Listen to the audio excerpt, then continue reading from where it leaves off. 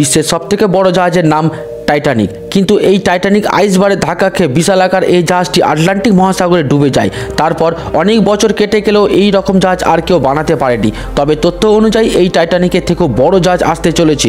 তবে কি নাম এই জাহাজের, কি আছে এই জাহাজের ভিতর, আদৌ কি পারবে টাইটানিকে রেকর্ড ভাঙতে? এই সব কিছু নিয়ে হাজির হয়েছে আমাদের আমেজিং মোটিভেশন।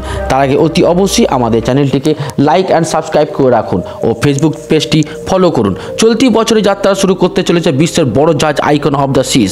এর মধ্যে জাহাজটি যাত্রার জন্য গন্তব্য পূর্ব ও পশ্চিম ক্যারিবিয়ান দ্বীপপুঞ্জ, এমনটাই জানিয়েছেন জাহাজটির প্রস্তুতকারক কোম্পানি রয়্যাল ক্যারিবিয়ান ইন্টারন্যাশনাল। এই জাহাজ যাত্রা নিয়ে অনুমোদনা শুরু হয়ে গিয়েছে ধনকুবেদের মধ্যে। টাইটানিকের মতো হাজার হাজার মানুষ এই বিখ্যাত জাহাজের প্রথম সঙ্গী হতে চলেছে। 2 বিলিয়ন ব্যয় নির্মিত এই জলজাহাজ টাইটানিকের চেয়েও 5 গুণ বড়। চলন্ত অবস্থায় এই জাহাজকে দেখলে মনে হবে সাগরের বুকে যেন ভাসমান শহর। সব ধরনের পরিবার এই জাহাজে যাত্রা উপভোগ করতে পারবেন। আরাম করা বা রোমাঞ্চ উপভোগ সবটাই হবে সেখানে। এই জাহাজে যুক্ত হয়েছে বিনোদনমূলক নানান ব্যবস্থা। সবচেয়ে বড় আকর্ষণীয় এর ওয়াটার পার্ক, যেখানে রয়েছে 6টা ওয়াটার স্লাইডার। এর পাশাপাশি রয়েছে 7টি সুইমিং পুল, রয়েছে অ্যাকোয়া থিয়েটার।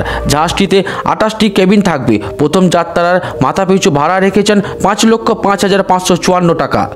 এটি প্রথম অলিখিত প্রাকৃতিক গ্যাস ও ফুয়েল সেল প্রযুক্তি দ্বারা চালিত জাহাজ। এতদিন পর্যন্ত বিশ্বের সবচেয়ে বড় জাহাজ ছিল ওয়ান্ডার অফ দ্য সিজ। তারপরই 6% বড় আইকন অফ দ্য সিজ।